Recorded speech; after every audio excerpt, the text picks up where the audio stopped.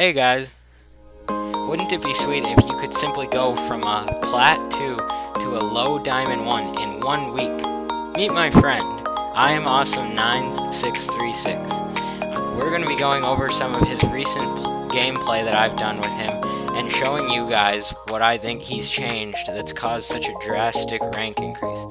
So that way you guys can hopefully implement some of this into your own gameplay and get out of that rank of Platinum and into the rank we all love to see, Diamond.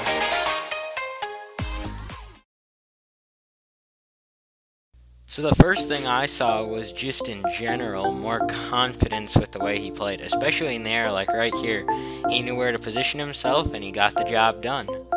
I mean, confidence can be key in a lot of these situations, and it makes me more confident as a player knowing I can go out and make some of these riskier sets, and he'll still score them. Here we had a very nice play because he stayed in the play and make sure that he's there to support if need be. Either way, this works because he could have rotated back, but he was able to stop and score.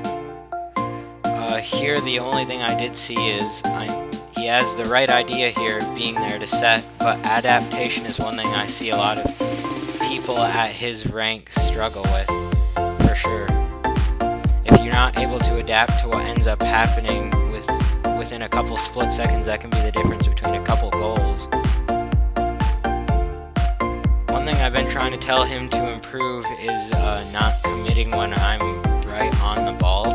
In these two instances, you can see that he's kind of right on the butt of my car, which doesn't ever leave you in a very favorable position in 2v2. So just something to think about, all you Plats. Try to keep a little bit of distance between you and your teammates. And I saved what he considered the best for last, as he says he thinks his spacing, as he calls it, or positioning in general, has just improved a lot. And I would agree with this. It just seems to me like he just has a way better idea of where he should be on a lot of plays. Granted, there are some overcommits and other things, but nobody's perfect, and I think he's well on his way to a higher rank. And just for reference, in all these games, I'm a high Diamond 2, low Diamond 3, and for someone that just hit the Diamond, he does pretty well in these games. So now we're going to go over a couple ways you can train some of these things and implement them into your own game. So let's get to it. Well, the first thing we said my friend improved by doing was improving his confidence. And there's no real drill for this, but one thing I would recommend is just go into casual matches and go for shots and go for balls that you wouldn't normally. Obviously, there's a line to this, as you don't want to be overcommitting, but just give it your all. I mean, you're not going to learn if you just continue to play safe, and if playing safe's not working for you, might as well give change a try. One other quick thing to touch on is any sort of training packs that have to do with aerials or just general shots are great confidence boosters, so I would recommend giving some a try. One thing I had said earlier in the video is I thought my friend might be able to improve his gameplay by quite a substantial amount by not committing so much when I'm already on the ball. Double commits can be killers, especially in 2v2s. Assuming that a double commit ends up in a double whiff, you're pretty much screwed, because that leaves the other team a wide open net and a pretty clear drive no matter where they are.